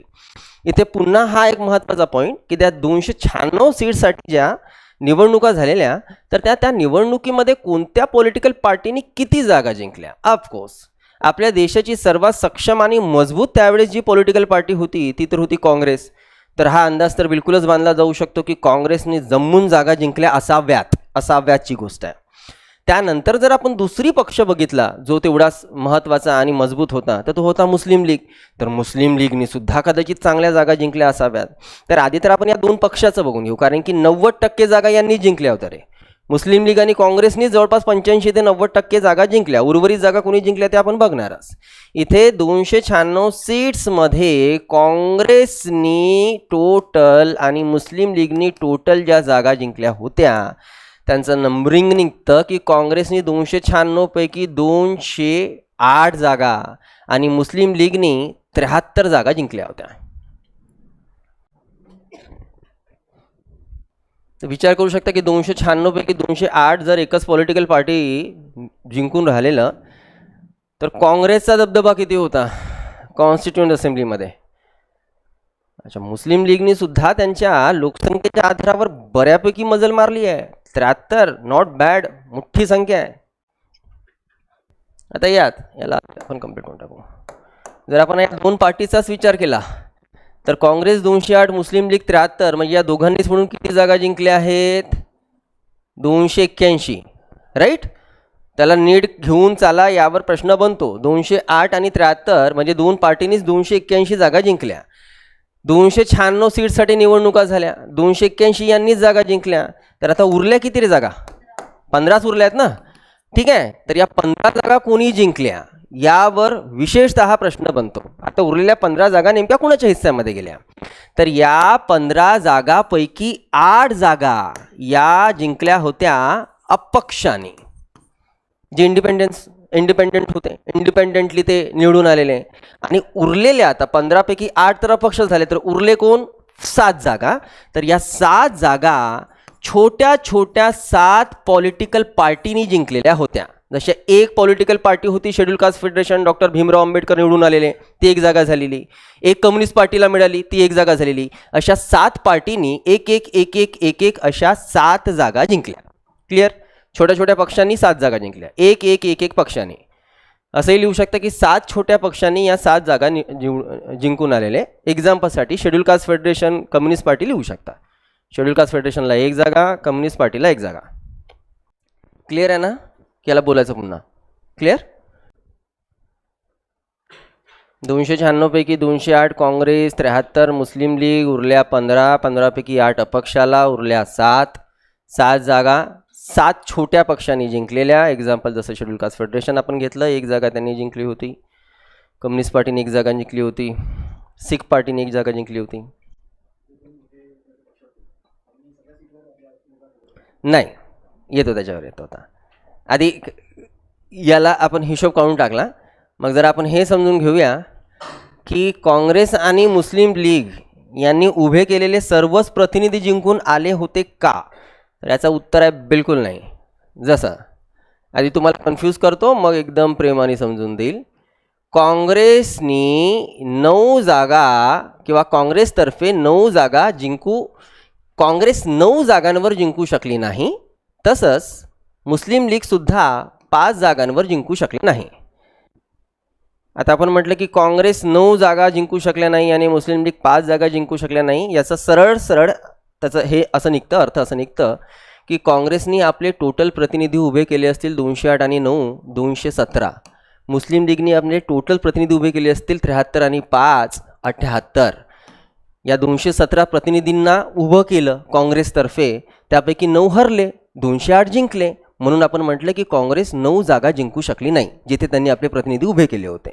सेम मुस्लिम लीगनी 78 जागांवर आपले प्रतिनिधी उभे केले असतील, पण त्यातले 5 हरले. ऑफकोर्स त्यांच्या जागेवर कुठल्या दुसऱ्या पक्षाचा व्यक्ती निवडून आला असेल. कळते ना काय म्हणतोय मी? आणि 73 जागा त्यांनी जिंकले. आधी डोक्यातनं कम्प्लिटली हे काढून टाका की पूर्णच्या पूर्ण 296 जागांवर यांनी आपले प्रतिनिधी का उभे केले नाही. असं काय गरजेचं आहे का की पूर्णच्या पूर्ण जागांवर तुम्ही तुमचे प्रतिनिधी उभे करावंच? अरे तो लायकीचा तर माणूस असायला पाहिजे जो निवडून येऊ शकतो. कळते? एक साधं एक्झाम्पल सांगतोय. 2014च्या लोकसभेच्या निवडणुकीच्या आधी दिल्लीच्या विधानसभेच्या निवडणुका झालेल्या आणि त्याच वर्षी देशामध्ये एक नवीन पक्ष जन्माला आलेलं होतं, आम आदमी पार्टी. आम आदमी पार्टीची तेव्हा तशी धूम होती आणि त्या आधारावर त्यांनी दिल्ली विधानसभेमध्ये जबरदस्त जागा जिंकल्या. ते किती जिंकल्या होत्या, काय झालं ते नंतर खूप चांगल्यानी स्टोरी मी तुम्हाला सांगणार आहे. कॉन्फिडन्स लेवल एवढा वाढला साहेबांचा, अरविंद केजरीवाल साहेब, की अवघ्या 4-5 महिन्यानंतर लोकसभेच्या ज्या निवडणुका होत्या त्या लोकसभेच्या निवडणुकीमध्ये 543च्या 543 सीटवर त्यांनी आपले कॅन्डिडेट उभे केले. विचार करा, वर्षभर नाही झालं पक्षाला जन्म घेऊन आणि पूर्णच्या पूर्ण 543 जागांसाठी त्यांनी आपले उमेदवार उभे केले. जेव्हा रिझल्ट आला तेव्हा त्या 543 पैकी त्यांचा फक्त पंजाबच्या कॉन्स्टिट्युएन्सीमधनं 1 प्रतिनिधी निवडून आला होता, भगवंत मान. विचार करू शकता, 542 प्रतिनिधी पडले. नागपूरवरनं त्या अंजली दमानिया मॅडम होत्या त्यावेळेस 2014च्या इलेक्शनमध्ये आम आदमी पक्षाचे कॅन्डिडेट म्हणून.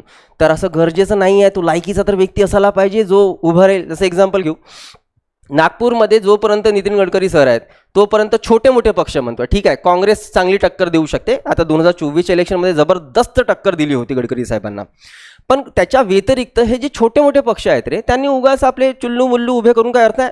फक्त पैसा खर्च होईल ना, होणार काय? माहीत आहे जेव्हा शुअर शॉट जिंकून येणार आहेत. नरेंद्र मोदी ज्या कॉन्स्टिट्युएन्सीमधून उभे असतात, गरज नाही आहे. मोदी साहेबांना पण जबरदस्त टक्कर दिली गेली यावेळेस, जबरदस्त टक्कर होती. आता पॉलिटिकमध्ये सगळ्या गोष्टी तुम्हाला समजणार.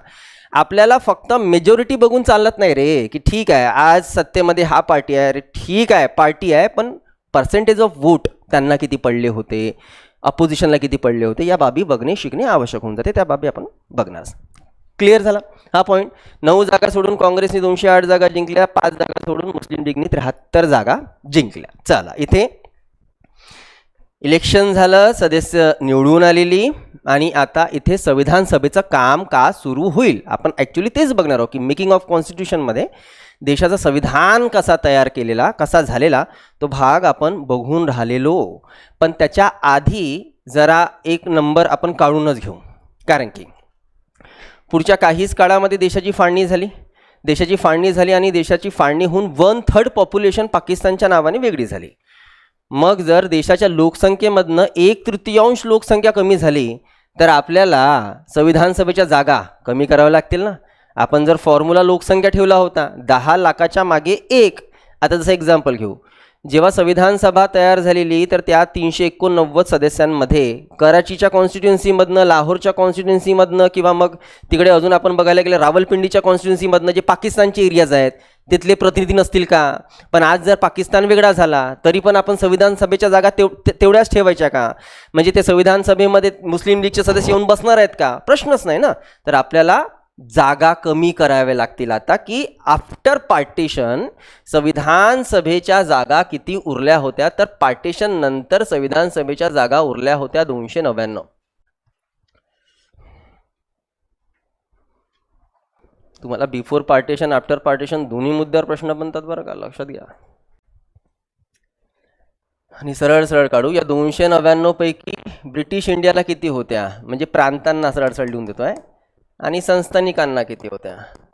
299 जागापैकी प्रांतांना एकूण जागा उरल्या होत्या आता 229, आणि संस्थानिकांना उरल्या होत्या 70. अशा प्रकारे 299 एवढ्या जागा उरल्या. आफ्टर पार्टिशन बोललो आहे आपण. आफ्टर पार्टिशन ही परिस्थिती होती. ठीक आहे. जेव्हा निवडणुका झाल्या सगळ्यात आधी, म्हणजे जुलै ऑगस्ट 1946, आणि जे काही सदस्य निवडून आलेले होते 296 मेंबर्स, जर आपण हे समजून घेऊया की कोणत्या प्रांतातनं किती सदस्य जे आहेत ते निवडून आलेले होते, थोडं वर जरा समजून घेऊया. लक्षात घ्या की त्यावेळेसही सर्वात जास्त लोकसंख्या ही युनायटेड प्रोव्हिन्सची होती, तर त्यामुळे ऑफकोर्स नो डाऊट UP म्हणजेच युनायटेड प्रोव्हिन्स, म्हणजेच त्या कालखंडाचा संयुक्त प्रांत, इथनंच सर्वाधिक सदस्य निवडून येण्याचे चान्सेस. UP मधनं 55 सदस्य निवडून आलेली होते. युनायटेड प्रोव्हिन्सच्या व्यतिरिक्त मद्रास मधनं 49, बिहार मधनं 36, कारण की बिहारची ही लोकसंख्या बरीच, बॉम्बे प्रोव्हिन्स मधनं 21, आणि बंगालमधनं 19. महत्त्वाचे जे आहे ते लिहून दिलं मी तुम्हाला. याला कॅल्क्युलेट करू बसत नका की अच्छा हे झाले का 296, नाही झाले, अजूनही आहेत ना प्रांत जे महत्त्वाचे आहेत ते आपण लिहिले. तुम्हाला बॉम्बे प्रोव्हिन्सवर बिलकुल प्रश्न बनवू शकतो, किंवा सर्वाधिक जागा ज्या प्रांताला होता UP यावर प्रश्न बनवू शकतात. ठीक. तर प्रत्यक्षात आपल्याला संविधान सभेमध्ये जे काही कामकाज चाललेलं, यांच्या ज्या बैठका झालेल्या त्या बैठका समजून घ्यावं लागेल. लक्षात घ्या, लास्टमध्ये मी तुम्हाला लिहून देईलच की संविधान सभा गठीत होऊन आपला संविधान तयार होण्याकरिता कालावधी पूर्ण जो लागला होता तो लागला होता 2 वर्ष 11 महिने आणि 18 दिवस. एवढ्या कालखंडामध्ये संविधान सभेच्या 166 मीटिंग्स झालेल्या. एवढ्या कालखंडामध्ये सगळ्यात कोर कमिटी जी होती, ड्राफ्टिंग कमिटी, त्यांची 141 टाइम्स मीटिंग झालेल्या. 114 मीटिंग्समध्ये प्रॉपर जे आहेत त्या आपण त्याला म्हणू शकतो की डिस्कशन झालेलं. संविधान सभेमध्ये ड्राफ्टिंग कमिटी ही सगळ्यात महत्त्वपूर्ण कमिटी होती. पण मजेची गोष्ट अशी आहे की त्या समितीमध्ये जे काही सदस्य होते, म्हणजे एक अध्यक्ष होते डॉक्टर भीमराव आंबेडकर आणि उरलेले 6 सदस्य होते. तर त्या 6 सदस्यांचं जेवढं इन्व्हॉल्वमेंट पाहिजे होतं ते होतच नाही. कारण की त्यापैकी 2 सदस्य आजारी पडले तर ते दिल्लीच्या बाहेरच राहायचे. एक व्यक्तीचा कॉन्स्टिट्युन्सीज दिल्लीच्या बाहेर होता तर तो दिल्लीमध्ये येतच नव्हता. या व्यतिरिक्त एक सदस्य फॉरेनमध्ये गेला तर तो काही भारतामध्ये परत आलाच नाही. आणि अजूनही बाकीच्यांची प्रकृती आणि या त्या कारणाने तो संपूर्ण जो बोजा पडलेला होता तो डॉक्टर भीमराव आंबेडकर यांच्यावर पडलेला होता. या सगळ्या गोष्टी तुम्हाला सांगू राहिलो आहे. कॉन्स्टिट्युशनल डिबेटच्या ज्या पुस्तका केंद्र सरकार छापते त्या कॉन्स्टिट्युशनल डिबेटच्या 7th पार्टच्या पेज नंबर 321 बघून घ्याल. टी कृष्णमाचारी यांचं वक्तव्य सांगून आलो आहे की संविधान सभेचं कामकाज करण्याचं आणि संविधान सभा आणि संविधान पूर्ण तयार होण्याचं श्रेय ते डॉक्टर भीमराव आंबेडकरला जेव्हा देतात तेव्हा ते काय म्हणतात. मी म्हटलं तुम्हाला कॉन्स्टिट्युएंट डिबेट 7th खंड पेज नंबर 321 मध्ये बघून घ्याल. टी कृष्णमाचारी यांचं वक्तव्य तुम्हाला समजून जाईल जेव्हा ते पूर्ण डॉक्टर भीमराव आंबेडकर यांना श्रेय देऊन राहिले की बाबा यांच्या संविधान सभेच्या ड्राफ्टिंग कमिटीमध्ये मेंबर्सच इन्व्हॉल्व नव्हते तर सर्वच्या सर्व कामाचा बोजा डॉक्टर आंबेडकरवर येऊन पडला होता. त्यांनी खूप चांगल्याने मांडला आहे. तर त्या ड्राफ्टिंग कमिटीने सुद्धा जवळपास 114 दिवस चर्चेमध्ये त्यांचे गेले. तर यांच्या ज्या मीटिंग्ज झालेल्या आहेत संविधान सभेच्या 166 मीटिंग्स, तर त्या 166 मीटिंग्सपैकी ज्या महत्त्वपूर्ण मीटिंग्स आहेत, इम्पॉर्टंट ज्या मीटिंग्स आहेत, ज्या डेट्स आहेत, त्याच्यावर आपल्याला प्रश्न बनतात. जशी पहिली बैठक कधी झालेली, पहिल्या बैठकीचे तात्पुरते अध्यक्ष कोण होते, उपाध्यक्ष कोण होते, या व्यतिरिक्त कधी आपण ओरिजिनल अध्यक्षांना अपॉइंट केलेलं आहे संविधान सभेच्या, याच्यावर हमखास प्रश्न बनतात. तर त्यात तुम्ही हेडिंग असं द्याल, संविधान सभेच्या बैठका, मीटिंग्स ऑफ कॉन्स्टिट्युएंट असेंब्ली. संविधान सभेची पहिली बैठक 9 डिसेंबर 1946ला झाली होती दिल्लीला. इन द सेन्स सगळ्या बैठका दिल्लीला झालेल्या. 9 डिसेंबर 1946ला संविधान सभेची पहिली बैठक भरली. तर बघा, जर एक सभा भरली आहे, बैठक भरली आहे, तर त्या बैठकीचं त्या सभेचे कोणी ना कोणी अध्यक्ष असतील ना रे, बरोबर आहे. पण हे जे एवढी काही सदस्य निवडून आलेली आहेत ते तर फक्त ॲज अ सदस्य म्हणून निवडून आली आहेत ना. असा अध्यक्ष म्हणून कोणी निवडून आला आहे का? नाही. इथे याला एकदम नीट समजून घ्या, कारण की जेव्हा लोकसभा बघाल ना तेव्हाही तुमच्या हा पॉईंट जो आहे तो कामात येणार. पकडून चला की ही संविधान सभा काल निवडून आलेली, आज या संविधान सभेच्या बैठका आहेत.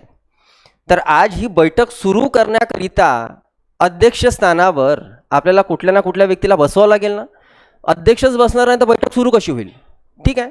अरे पण मुद्दा असा आहे की कालच जर ही संविधान सभा निवडून आलेली आणि आज तुम्ही बैठक घेऊन आले तर तुमचा अध्यक्ष नेमला नाही आहे ना. तर तुम्हाला काय करावं लागेल, प्रॉपर निवडणुका घेऊन, निवडणुका म्हणजे सदस्यांमध्ये कुठली तरी व्यक्ती 2 उभे राहतील, ज्या व्यक्तीला सर्वाधिक मत मिळेल तो व्यक्ती अध्यक्षपदावर निवडून येणार. ठीक आहे, असं होणार आहे.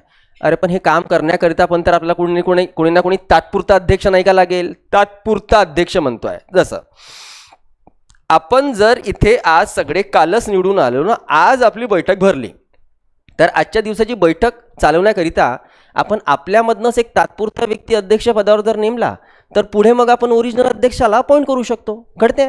तर मग तात्पुरता अध्यक्ष कसा नेमावा, पहिली गोष्ट. संविधान सभेची जी पहिली बैठक भरत आहे 9 डिसेंबर 1946ला, या पहिल्या बैठकीचे जे तात्पुरते अध्यक्ष अपॉइंट झालेले होते ते कोण होते, तर ते होते डॉक्टर सचिंद्रनाथ सिन्हा. सचिंद्र प्रसाद सिन्हा लिहाल. हे होते तात्पुरते अध्यक्ष संविधान सभेचे. आणि हे तात्पुरतं अध्यक्ष आपण का अपॉइंट करून राहिलेलो, तर आपल्यासमोर समस्या अशी आहे की आपल्याला जी बैठक सुरू करायची आहे ते बैठक सुरू करण्याकरिता कोणी ना कोणी चेअरपर्सन लागणार आहे. मग चेअरपर्सन लागणार आहे तर त्याला आपण कोणाला नेमलं आहे, तर सचिंद्र प्रसाद सिन्हा यांनाच का. तर यांना निवडत असताना, यांची नेमणूक करत असताना आपण फ्रान्सची प्रॅक्टिस लागू केली. फ्रान्सची तरतूद किंवा फ्रान्सची आपण म्हणू शकतो की तिथे जसं चालते तसं आपण लागू केलं. फ्रान्समध्ये काय चालतं हे समजून घेऊ. फ्रान्समध्ये जर पकडून चला कुठलीही सभा भरवली गेली आहे आणि त्या सभेचा जर कोणी ओरिजिनल अध्यक्ष नेमला गेला नसेल तर तात्पुरता अध्यक्ष नेमत असताना फ्रान्समध्ये हे बघितलं जाते की त्या गृहामध्ये जो व्यक्ती सर्वात मोस्ट सिनियर आहे त्या मोस्ट सिनियर व्यक्तीची तात्पुरत्या अध्यक्षपदावर नेमणूक करावी. ही प्रॅक्टिस फ्रान्सची आहे. फ्रान्समधनं आपण भारतामध्ये आपला तात्पुरता अध्यक्ष नेमत असताना लागू केलं. क्लिअर. तर फ्रान्सच्या पद्धतीचा वापर करून आपण सचिंद्र प्रसाद सिन्हा यांना तात्पुरते अध्यक्ष म्हणून अपॉइंट केलं आणि या व्यतिरिक्त या सभेचे उपाध्यक्ष म्हणून आपण फ्रँक अँथनी यांची नेमणूक केली.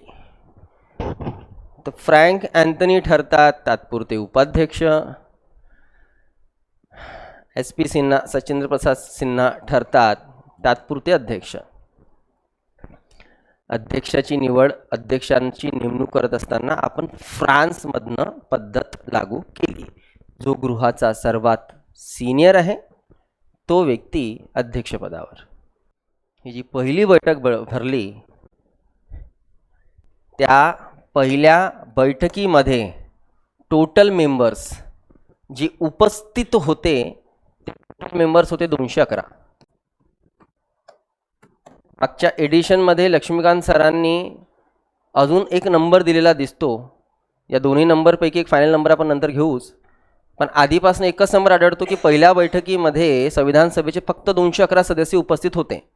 पण आताच्या पुस्तकामध्ये अजून एक आपल्याला नवीन नंबर दिसतो की पहिल्या बैठकीमध्ये 207 एवढे सदस्य हजर होते. तुम्ही दोन्ही नंबर्स लिहून ठेवा. या दोघांपैकी फायनल आपण नंतर करूच. जुना नंबर 211 दिसतो आहे, नवीन नंबर 207 दिसतो आहे. प्रश्न असा आहे की टोटल तर ही संविधान सभा भरली होती 389 सदस्यांची. त्या संस्थानिकांना 93 जागा होत्या, बाकीच्यांना 296 जागा होत्या. आणि 389 पैकी जर फक्त 211 सदस्य उपस्थित असतील तर बाकी लोक कुणाच्या लग्नाला गेले जेवायला, हा प्रश्न आहे ना. ही एवढी कमी सदस्य संख्या दिसण्यामागचं मुख्य 2 रिझन आहेत. एक, पहिल्या बैठकीमध्ये संस्थानिकांचा एकही प्रतिनिधी हजर नव्हता. का? कारण की प्रिन्सली स्टेटनी बॅन टाकलं होतं की आम्ही संविधान सभेमध्ये काम नाही करणार. का?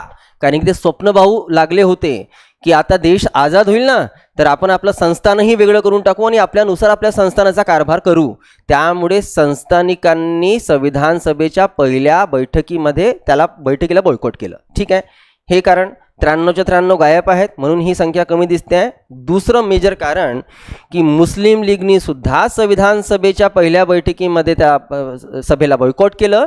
मुस्लिम लीगच्या 73 पैकी एकही सदस्य पहिल्या बैठकीत हजर नव्हता म्हणून आपल्याला ही सदस्य संख्या एवढी कमी दिसत आहे. सरळ लिहा की संस्थानिकांच्या प्रतिनिधी आणि मुस्लिम लीगनी संविधान सभेवर बहिष्कार टाकल्या कारणाने त्यांनी फक्त आधीच नाटकं दाखवले, मग हळूहळू टप्प्याटप्प्याने सगळे आले, इन्व्हॉल्व झाले. पर्याय नव्हता त्यांना. मग जेव्हा ब्रिटिशांनी हे क्लिअर केलं की संस्थानिकांना 3 ऑप्शन्स आहेत, तुम्हाला भारतीय संघराज्यात राहायचं असेल तुम्ही राहा, पाकिस्तानात जायचं असेल पाकिस्तानात जा, किंवा तुम्ही इंडिपेंडेंट राहू शकता. तर सगळ्या संस्थानिकांनी विचार केला की आपण जर संविधान सभा जॉईन केली म्हणजे आपण मान्य करून राहिलो की भारताच्या संविधानाच्या छत्रछायाखाली आपल्याला राहावं लागेल. जर नकारच दिला तर कदाचित होऊ शकते की पुढे भविष्यात ते आपलं वेगळं संस्थान करतील. म्हणून ते संविधान सभेच्या बैठकीमध्ये हजर दिसत नाही आहेत. ठीक आहे. येस, पहिले जे 1909ला जे अपॉइंट झालेले होते ना ते तेव्हा काही मेलच नाही अजून. म्हणूनच तर आपण काय केलं, गृहाचा सगळ्यात सिनियर व्यक्ती त्याला आपण अपॉइंट केला. अच्छा, दुसरा महत्त्वाचा मुद्दा की हा जो फ्रँक अँथनी आहे ना, हा फ्रँक अँथनी अँग्लो इंडियन होता आणि आपण एका अँग्लो इंडियनला उपाध्यक्ष पदावर अपॉइंट केलं. अँग्लो इंडियन ही टर्म याच्या आधी ऐकली आहे नाही? ठीक आहे. आता त्यात जाण्यापेक्षा पुन्हा मुद्दा तोच आहे. लोकसभा जेव्हा बघू तेव्हा तिथे आपल्याला एक अँग्लो इंडियन शिकावं लागतो, तिथे सांगणार मी की अँग्लो इंडियन्स काय. हे फक्त वरवर समजून घ्या. अँग्लो इंडियन्स म्हणजे ते जे मूळ भारतीय नाही आहेत, ते पोर्तुगीज असतील, इंग्रज असतील, फ्रान्सचे असतील, पण ते भारताचे रेसिडेंट नाही, आता भारतामध्येच ते राहतात आणि तेच भारताचे नागरिकसुद्धा झाले. त्यांना आपण अँग्लो इंडियन्स म्हणतो. ठीक आहे, त्याची चांगली टर्म तुम्हाला नंतर मी सांगणारच. हा अँग्लो इंडियन होता, लक्षात घ्यावं. याच्यावर पहिली बैठक कधी झाली, कोणत्या तारखेला, प्रश्न बनलेला आहे. पहिल्या बैठकीचे तात्पुरते अध्यक्ष कोण, प्रश्न बनला आहे. तात्पुरते उपाध्यक्ष कोण, प्रश्न बनला आहे. कदाचित अँग्लो इंडियनवर सुद्धा प्रश्न बनला असावा असावा कदाचित. हां, तर म्हणून म्हटलं एक एक लाईन एवढी महत्त्वाची आहे मेकिंग ऑफ कॉन्स्टिट्यूशनची की त्याच्यावर तुम्हाला फ्रिक्वेंटली क्वेश्चन्स बनतात. ठीक आहे. 9 डिसेंबरच्या व्यतिरिक्त जी दुसरी महत्त्वपूर्ण बैठक झालेली, दुसरी बैठक दुसऱ्या नंबरची, ती झाली होती 11 डिसेंबरला. 11 डिसेंबर रोजी मग आपण संविधान सभेचे ओरिजिनल स्पीकर म्हणजेच अध्यक्ष, चेअरपर्सन आपण अपॉइंट केलेले आणि ते होते डॉक्टर राजेंद्र प्रसाद. कालांतराने आपण, एवढं तारखामध्ये जाण्याची गरज नाही आहे, पण कालांतराने आपण उपाध्यक्षसुद्धा नेमले आणि उपाध्यक्ष जे होते ते होते H.C. मुखर्जी. पण उपाध्यक्ष एक नव्हते, उपाध्यक्ष 2 होते. आपण सगळ्यात आधी H.C. मुखर्जी यांनाच अपॉइंट केलं. काही महिन्यानंतर आपण पुन्हा एक वेगळी अजून एक दुसरी उपाध्यक्ष व्यक्ती नेमली होती, जी होती टी कृष्णमाचारी. अध्यक्ष राजेंद्र प्रसाद, उपाध्यक्ष H.C. मुखर्जी, या व्यतिरिक्त टी कृष्णमाचारी, या व्यतिरिक्त या संविधान सभेचे ॲडवायझर म्हणून, सल्लागार म्हणून B.N. राव यांना अपॉइंट केलं गेलं. आणि संविधान सभेचे सचिव म्हणून अपॉइंट झाले होते V.R. अय्यंगर. तर सध्याच्या घडीला गाजलेला B.N. रावबद्दल जर थोडंफार माहीत असेल म्हणजे थोडंसं तुम्हाला जर काही गोष्टी माहीत असतील, नसतील तर तुमचा मास्तर आहेच सांगण्याकरिता. सध्या ज्यावर गोष्टीवर, ज्या मुद्द्यावर चर्चा चालू आहे ती चर्चा ही की भारताचं संविधान डॉक्टर आंबेडकरांनी नाही बनवला, भारताच्या संविधानाचे शिल्पकार B.N. राव आहेत. यावर मस्त जमून चर्चा चालू आहे. एक नाव प्रमोट केलं जात आहे, दुसऱ्याला डिमोट केलं जात आहे. आता त्याच्यामागे काय राजनीती आहे हे काही वेगळं सांगण्याची गरज तशी नाही आहे. पण राहिली गोष्ट B.N. राव यांचं महत्त्व आणि डॉक्टर भीमराव आंबेडकर यांचं महत्त्व. एकदम चांगल्याने सांगतोय तुम्हाला. हे होते सल्लागार. मी तुम्हाला जे म्हटलं ना की कॉन्स्टिट्युएंट डिबेट खंड 7 पेज नंबर 321, टी कृष्णमाचारी हे जे श्रेय देतात डॉक्टर आंबेडकर यांना की यांनी संविधानाचं पूर्ण आपल्या खांद्यावर पूर्ण हे उचललेलं. त्याच्यानंतर डॉक्टर भीमराव आंबेडकर यांचं लगेच भाषण आहे. सगळ्या गोष्टी तुम्हाला कुठे मिळतील बघा. काय आहे की कोणीतरी बोलते आहे, कोणीतरी काहीतरी करतो आहे. विद्यार्थी जर आहात तर विद्यार्थ्यांनी आपल्या बुद्धीवर आणि वाचनावर विश्वास ठेवा. कोणी सांगते म्हणून विश्वास ठेवणं याच्यापेक्षा अजून मूर्खपणाचं काही. 11 खंड लिहिले गेले आहेत पूर्ण. हे 2 वर्ष 11 महिने 18 दिवस जे कामकाज चाललं ना, 166 बैठका झाल्या. एक शब्द लिहिला गेला आहे की संविधान सभेच्या कुठल्या क्षणात, कुठल्या मिनिटावर कोणी काय कामकाज केलं आहे आणि काय बोललं आहे, टोटल कोण काय बोललं आहे. संविधान सभेच्या या 166 बैठकामध्ये 36 लाख शब्द बोलले गेले. 36 lakhs. त्या 36 लाख शब्दामध्ये सर्वाधिक शब्द बोलले आहे डॉक्टर भीमराव आंबेडकर यांनी 3 लाख. नेहरूंनी काहीतरी 17,000. B.N. राव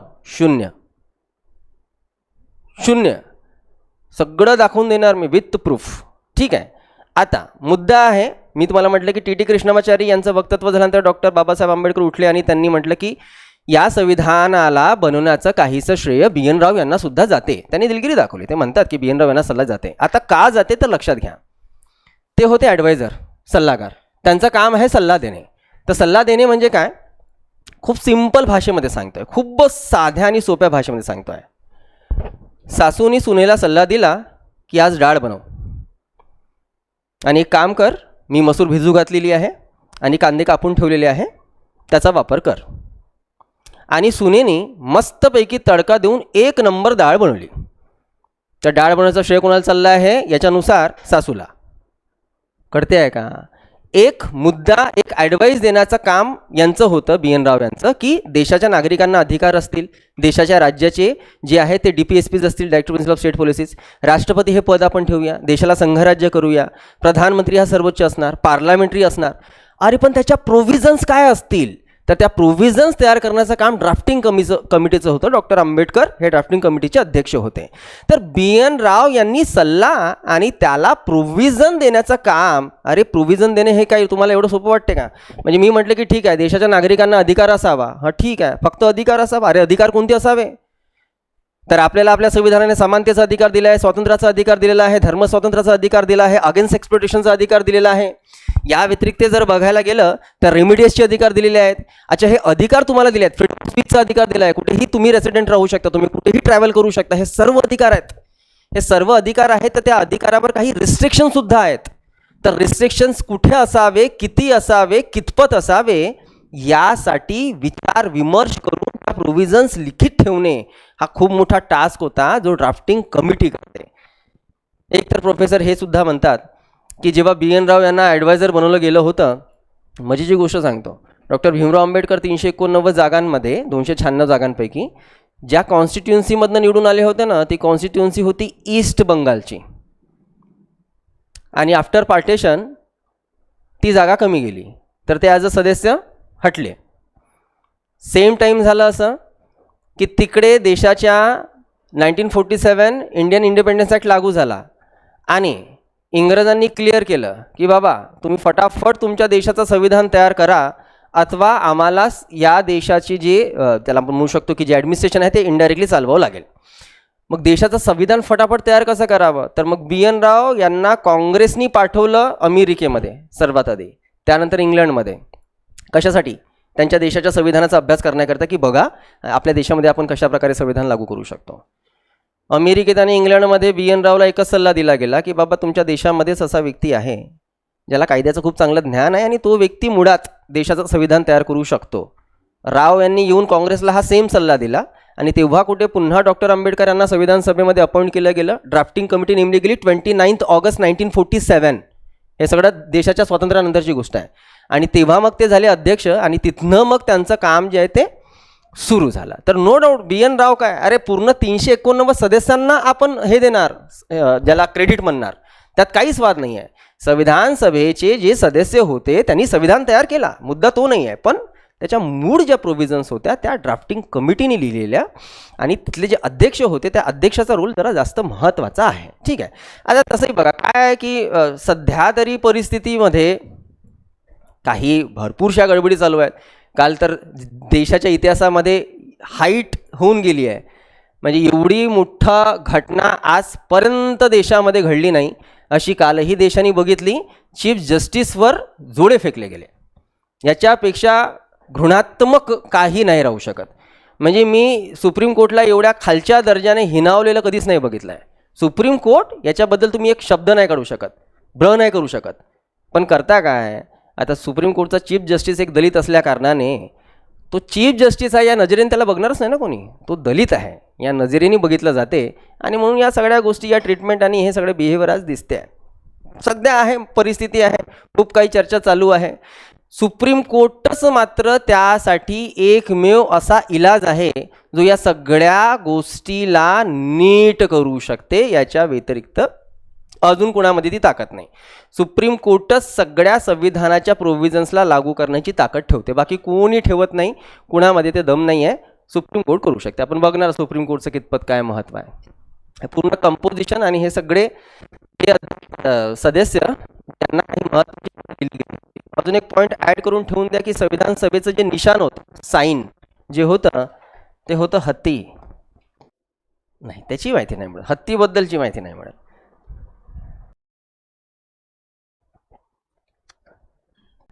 त्यानंतर तिसरी मीटिंग, ज्या मीटिंगला देशाच्या संविधानाचा मूळ आकार अतिशय निश्चित करण्याचा प्रयत्न केलेला, जी 13 डिसेंबर 1946ला झालेली होती.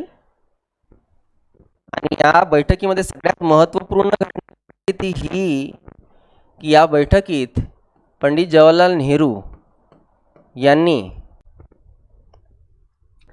उद्दिष्टांचा ठराव मांडला, रिझोल्युशन ऑफ ऑब्जेक्टिव्ज. उद्दिष्टांचा ठराव तिसऱ्या बैठकीमध्ये 13 डिसेंबरला मांडला गेलेला. रिझोल्युशन ऑफ ऑब्जेक्टिव्ज काय राहू शकते याला जरा समजून, खूप महत्त्वाचा पॉईंट आहे. दोन प्रश्न निर्माण होतात. संविधान सभा गठीत झाली कशासाठी? संविधान तयार करण्यासाठी. प्रश्न निर्माण होतो की संविधान का निर्माण करायचं आहे. काही ऑब्जेक्टिव्ज असतील की नसतील, की विदाऊट ऑब्जेक्टिव्ज आपण कुठेतरी फक्त चाललो आहे समोर, नाही. आपण आपल्या डोळ्यासमोर काहीतरी उद्देश ठेवून आपल्या देशाचं संविधान तयार करणार की नाही, तर आपले ऑब्जेक्टिव्ज काय आहेत त्या संविधानाला तयार करण्याकरिता, तर आपल्याला आपल्या देशाला एक स्वरूप देण्याकरिता आपल्या देशाचा काहीतरी आपण नेचर नाही का ठेवणार, एक रूप एक स्वरूप तर ठेवणार ना. ॲटलिस्ट आपण आपल्या देशाला तर असं म्हणू की आपल्या संविधानानुसार आपला देश जो आहे तो सॉव्हेरियन होणार, सार्वभौम होणार. हा शब्द ऐकलाय आधी, याचा अर्थ माहिती आहे सार्वभौम आपण कशाला म्हणतो, प्रेम्बलमध्ये आपण बघणार. आपल्याला नेचर ठेवावं लागेल तुमच्या देशाचं की तुमच्या देशाला कसं ठेवायचं आहे. तर आपण एक सार्वभौम देश असेल, आपण एक डेमोक्रेटिक कंट्री असणार, आपण एक रिपब्लिक कंट्री असणार. याचं स्वरूप तर निश्चित ठेवावं लागेल की नाही. आपल्याला आपले ऑब्जेक्टिव्ज मिळणे आवश्यक. दुसरी महत्त्वाची गोष्ट की या संविधानामार्फत आपण नागरिकाच्या म्हणजे भारताच्या नागरिकांना काय देणार. कारण लक्षात घ्या, जेव्हा हा ऑब्जेक्टिव्ह रिझोल्युशन मांडला गेलेला होता तेव्हा त्या रिझोल्युशनमध्ये स्पष्ट नेहरू लिहितात की या संविधानाचा मूल स्रोत म्हणजे सोर्स, म्हणजे संविधान कोण तयार करताय, तर आम्ही भारतीय जनता, we the people of India. हा शब्द ऐकला असणार तुम्ही, ठीक आहे. संविधानाची निर्मिती भारतीय जनतेमार्फत होत आहे, तर मग भारतीय जनता जर या संविधानाला निर्माण करत आहे तर या जनतेला काय मिळेल संविधानामार्फत, काय ऑब्जेक्टिव्ज आहेत, उद्देश काय आहेत, नागरिकांना काय द्यायचं आहे, तर नागरिकांना न्याय द्यायचा आहे, जस्टिस. कुठल्या स्तरावर, सोशल, इकॉनॉमिकल, पॉलिटिकल या स्तरावर न्याय द्यायचा. हे याचे सगळ्यांचे अर्थ तुम्हाला नीट नंतर मी तुम्हाला सांगणार आहे. नागरिकांना लिबर्टी द्यायचं आहे, नागरिकांना फ्रीडम ऑफ स्पीच द्यायचा आहे, नागरिकांना त्यांचे विचार अभिव्यक्त करण्याचा पूर्ण अधिकार द्यायचा आहे, नागरिकांना श्रद्धा, सबुरी आणि सगळ्या गोष्टी ठेवण्याचा जो आहे तो अधिकार द्यायचा आहे. हे सगळे उद्देश समोर ठेवून आपण हा उद्दिष्टांचा ठराव या 13 डिसेंबर रोजी मांडला. आणि हा जेव्हा उद्दिष्टाचा ठराव पुढे पास होईल तर ती तारीख राहणार आहे 22 जानेवारी 1947, जेव्हा हे रिझोल्युशन पास झालं. आणि हे रिझोल्युशन पास झालं तर आपण नेमकं कोणत्या रिझोल्युशन बोलून राहिलेलो, तर बिलकुल तुमच्या बाजूला ठेवणारं जे प्रिएम्बल आहे त्या प्रिएम्बलबद्दल बोलून राहिलो आहे. हे प्रिएम्बलच आपल्या देशाचा उद्देश होता की आपण का देशाचं संविधान तयार करून राहिलेलो. प्रिएम्बल आपण शिकणारच. 22 जानेवारी 1947ला हा ठराव पास झाला, ठीक आहे. या व्यतिरिक्त अजून काही महत्त्वपूर्ण डेट्स नोट करून टाकू, जसं 22 जुलै 1947 राष्ट्रीय ध्वज, नॅशनल फ्लॅग स्वीकारला गेला की देशाचा राष्ट्रीय ध्वज कसा असेल, ट्राय कलर. देशाचा राष्ट्रीय ध्वज तयार करण्याचं श्रेय ज्यांना जाते ते आंध्र प्रदेशाचे व्यक्ती होते पिंगले वेंकय्या.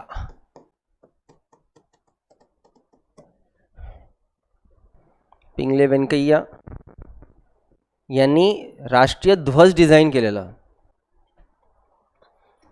प्रत्येक रंग कशा ना कशाचं प्रतीक आहे, प्रत्येक रंग आपल्याला काहीतरी एक्सप्लेन करते, ठीक आहे. आणि मधोमध असणारा अशोक चक्र जो एक मोठं साईन आहे आपल्या देशाचं, त्याला धरून आपण आपला नॅशनल फ्लॅग जो आहे तो डिझाईन केलेला. डिझाईन करत असताना आपण प्रॉपर नियम त्यावेळेस मानले आहेत. आपल्या देशाचा जो फ्लॅग आहे त्याचा एक प्रॉपर साईज असावा, ठीक आहे. तो कॉटनमध्येच असावा. ही गोष्ट वेगळी की आपण खूपदा नियमाबाहेर जाऊन फ्लॅग विकत घेतो. रस्त्यावर विकणारे फ्लॅग कॉटनचे नसतातच, टेरिकॉट आणि फालतू कपड्याचे असतात, ते बसत नाही नियमामध्ये. 3x2चा साईज असावा त्या फ्लॅगचा, त्याचा प्रॉपर एक नियम आहे की फ्लॅग कसा असेल, ठीक आहे. तर तो फायनली आपण 20 जुलै 1947ला स्वीकारला. आपल्या देशाला स्वातंत्र्य मिळतपर्यंत तर हा आत्ता जो आपण फ्लॅग वापरून राहिलो आहे तो 6व्या क्रमांकाचा फ्लॅग आहे. त्याच्या आधी फ्लॅग चेंज झाले ना रे. मादाम कामाने 1907ला स्टुटगार्ट परिषदेमध्ये फ्लॅग फडकवला होता, हाच फ्लॅग होता का? ऑफकोर्स नाही, तो वेगळा फ्लॅग होता.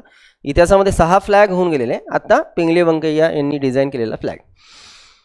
लास्टली 24 जानेवारी 1950 लिहून घ्या. देशाचे राष्ट्रपती म्हणून डॉक्टर राजेंद्र प्रसाद. आणि राष्ट्रीय गीत स्वीकारले गेले.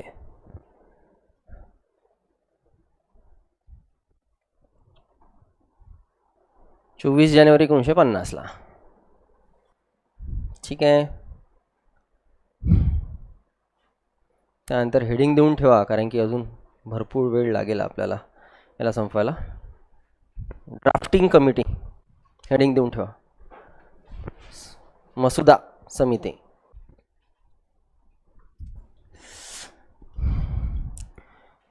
संविधान सभेच्या विविध समित्यांपैकी ड्राफ्टिंग कमिटीचा रोल महत्त्वाचा आहे, त्याला आपण बघूच डिटेलमध्ये. पण ज्या बाकी समित्या आहेत ना, त्या बाकी समित्यांवर तुम्हाला क्वेश्चन्स बनतात मॅथ्स द पेअरवर. अमुक अमुक समितीचे कोण अध्यक्ष होते यावर प्रश्न बनतो. पुस्तकं किती लोकांनी घेतल्या आहेत? अच्छा, अजूनपर्यंत आल्या नाही आहेत. ठीक आहे. आज तुम्हाला नोट्स मिळणार आहेत, क्लास नोट्स. तिथे कमिट्या दिल्या आहेत सगळ्या. ठीक आहे. वाटलं अजून कोणाचा रेफरन्स घ्यायचा आहे तर घ्या. आणि प्रॉपर अमुक कमिटीचा हा अध्यक्ष होता हे मला तुमच्या नोट्समध्ये पाहिजे, क्लास नोट्समध्ये. उद्या आल्यानंतर मी आधी चेक करेल की कोणत्या समितीचा कोण अध्यक्ष होता. अजून बाकीचे सदस्य वगैरे असतील तर ते सुद्धा लिहा. त्याच्यावर तुम्हाला प्रश्न बनतात बरं का. आणि मी ते शिकवत नाही बसणार की राष्ट्रीय ध्वज समितीचे हे अध्यक्ष होते, अल्पसंख्याक समितीचे हे अध्यक्ष होते. तुम्हाला ते काढायचं आहे. बाकी ड्राफ्टिंग कमिटी त्याचं पूर्ण कंपोजिशन आणि काम ते आपण बघणार. आठवणीने आधी मी तुमचे नोट्स चेक करेल, त्याच्यानंतर आपण पुढे शिकू. ठीक आहे. बाकी उद्या बघू, आपण कंटिन्यू करू. ऑनलाईन क्लिअर आहे रे?